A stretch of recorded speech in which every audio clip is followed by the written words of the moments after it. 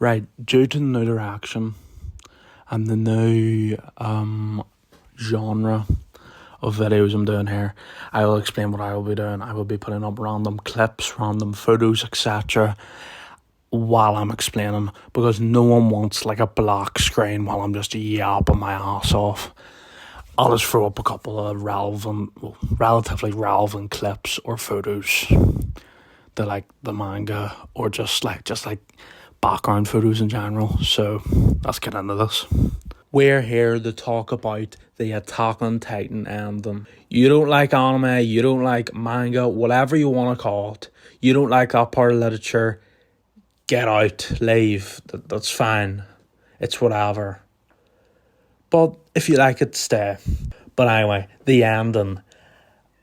I would say when the ending came out, from what I saw and heard, most people, the majority of the fandom, hated it. Felt like they were betrayed, felt like, is this a joke? There's no way it ends like that. There has to be more. This has to be fake or something like that. I mean, how did I feel when I watched the ending? I don't want to make myself like feel all, oh, I understood it. I'm so educated, but I understood it. Everyone was clowning it, and everyone says it's so bad. Like, the ending ruined Attack on Titan as a series. It really didn't. You just have a lack of media literacy, honestly. Like just because it's sad doesn't mean it's a bad ending. Like, oh my word, like, one of the highest rated, like, IRL shows of all time, Breaking Bad, it had a sad. Sad. Yeah, it was sad. It was. And people don't clown on that. They consider it one of the best TV shows of all time. But yeah, we're going to get into it. I'm going to stop yapping my ass off and let's go. Due to the heavy action and some like very cliche themes of storytelling at the start and during the middle of Attack on Titan, everyone expected it to be a typical shonen show, which it obviously wasn't, because it was so action packed. It was so like cliche in some aspects, but then it became so unique in the others. They expected a happy ending like other shonen shows. On screen is the Levi and Zeke fight. Yes, I know that's not the start of Attack on Titan, but I just wanted to show it. I feel like when we're talking about fights, it's like one of the best before the rumbling, probably. So yeah. Okay, so first I'm not going to go over, you can see the Eren, This Is Freedom on your screen as a wee background. I will show the clip, but first I'm going to explain it, and then you're going to watch the clip if you want. I hope you do. And maybe you'll understand it on a deeper level, because people can't brush by it. People just saying, oh, this is the moment where like truly felt free, etc. Okay, we'll get into it. So, why did Isayama use child Eren? Why didn't he use adult Eren? It kind of gives us a contrast. It shows the child Eren flying over the world, symbolising his original dream to get outside the walls and explore the outside world. His eyes are filled with wonder, innocence. Oh, he's just like, whoa, this is great. And he says, this is freedom. Now, in the dub, it does say, we're here, we're free, as in we, but I'm trusting the original source. Call me a weeb all you want. That's what I'm doing, okay? The panel on the manga says this is freedom, and the sub says this is freedom. So all you dub watchers are trying to dispute me and say, oh no, he didn't actually say that in the dub. Well, it doesn't matter. The tone shifts. It goes from him in the clouds, all nice and beautiful, to destruction, to suffering, to death, to the rumbling. It shows the cost of his freedom. Is it really worth it? Like, the innocence of that line, this is freedom, is very ironic, because he gets the freedom he always dreamed of, but it came through mass genocide. Such a heavy cost for what he had dreamed of all his life. his freedom was built on the loss of other people's freedom. So he had to sacrifice other people's freedom for his freedom, is what I'm saying. Which is wrong. I would not do that, in my opinion. And we see he doesn't do that either. But anyway. The contrast between the childlike wonder versus catastrophic destruction and death. Because when we see adult Eren is always really sad and depressed. He knows what's going to happen. And it's kind of like he knows that he cannot achieve true freedom. He is a slave to his ideals. We see him openly state this, so you should know this. Like, it comes at such a heavy cost because he's so hell-bent on his ideals. He becomes such a slave to it. Like, a slave to freedom, that is an oxymoron, but still, he became a slave to that ideal of freedom is what it means. It doesn't mean, like, I'm shackled down to freedom, because that doesn't make sense, really. But anyway, I just wanted to explain it like that, and we will play the clip now. Let's go. 生まれた時からずっと俺の目の前には鬱陶しい壁があった。炎の水、氷の大地、砂の雪原。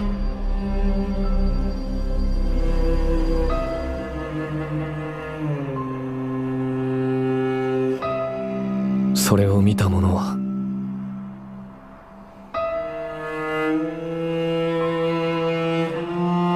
この世で一番の自由を手に入れた者。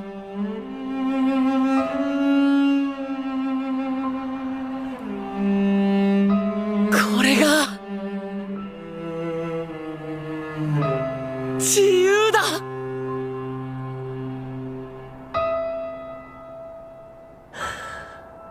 ついにたどり着いたぞ、この景色に。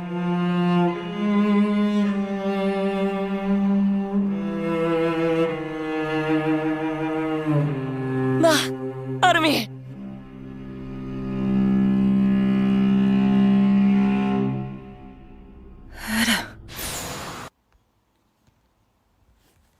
Okay, so let's discuss the themes and the symbolisms within the ending, okay?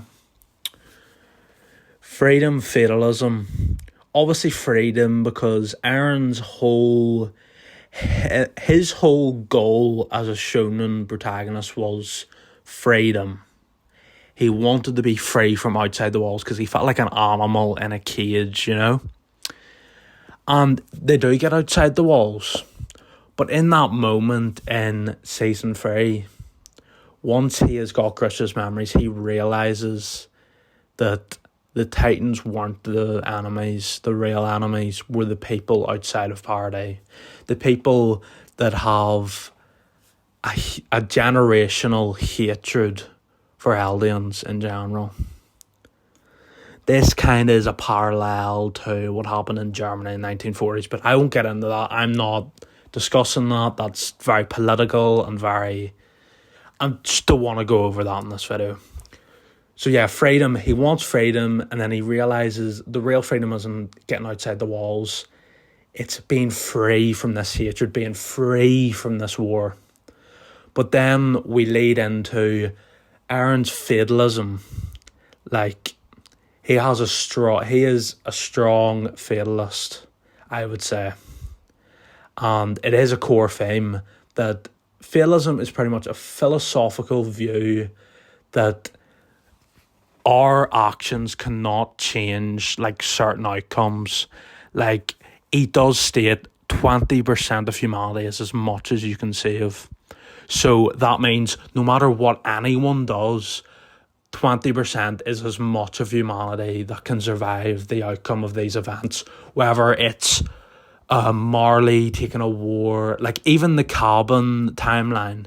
If that timeline happened, that's like the war would have went straight away. Instead of the raid of Liberia, that wouldn't exist.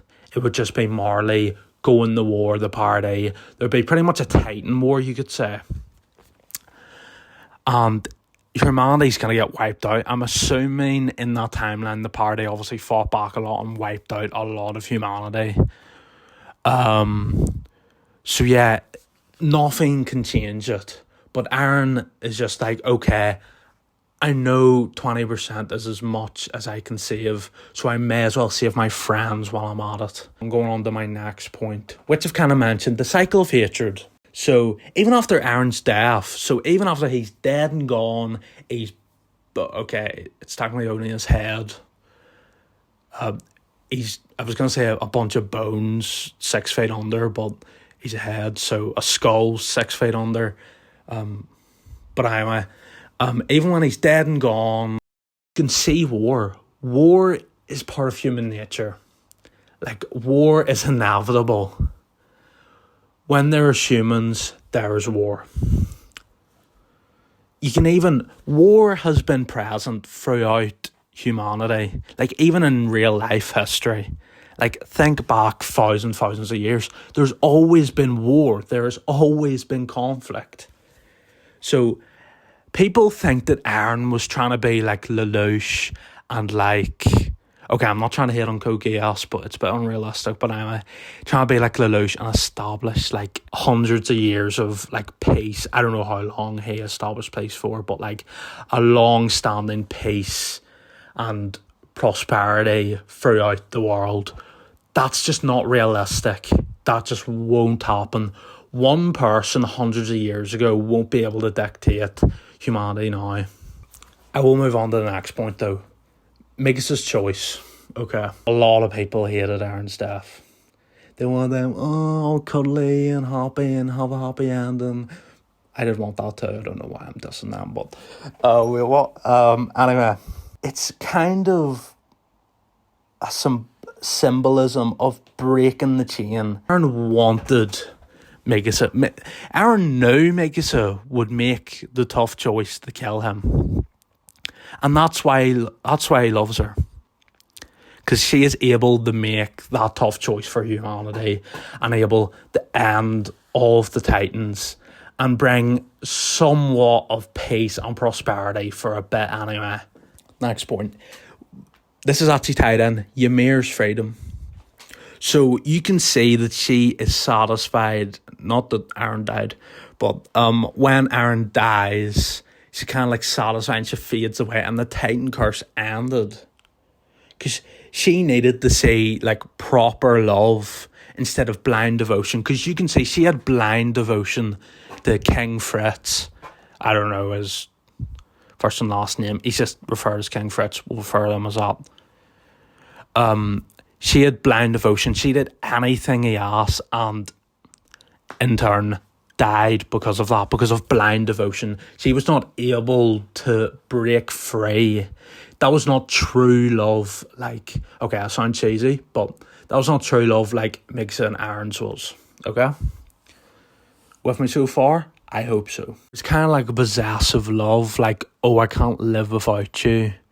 Like, oh, I'm yours forever. 2,000 years, 5,000 years, who the flip cares.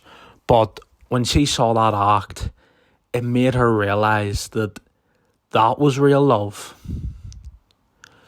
Mikasa killing Eren, meaning, I love you so much that I want you to be free. I don't care how much it hurts me. Like, that was when she realised what true love is. And then she was like, I can finally... King Fritz is dead and gone. I can be free. I can let go of him. I don't need to be tied down to him, and that's what lifted the curse, etc. I don't want this video to be too long. I could go into so much more detail. But anyway, let's continue on. Now, I have brought up some of Isayama's interviews, and his whole message of Attack on Titan, it's not about, well, kind of, love plays a key part, but it was mostly an anti-war message. It is how war destroys lives, how war is bad for everyone, no matter what side you're on. Like, we see both sides. we see, start of season 4, we see Marley's side, and obviously we see Party's side in the first 3 seasons. But yeah, we're able to see all aspects and how it destroys and hurts everyone. Like, there's destruction and pain on both sides. That's it. I've explained what some fans thought of the ending. I have disproved a lot of things the people have said. In my opinion, I've disproved them anyway by just shedding light on the ending a bit more. But yeah, and I've also conveyed what Isayama wanted out of it. You know, he wanted an anti-war message. That's why he made it like more like realistic and somber. But that's the video over. Could have explained things more. I would love to do a whole video on just Eren's character alone, because he's probably my favourite protagonist like ever. It's debatable, but that's the video over.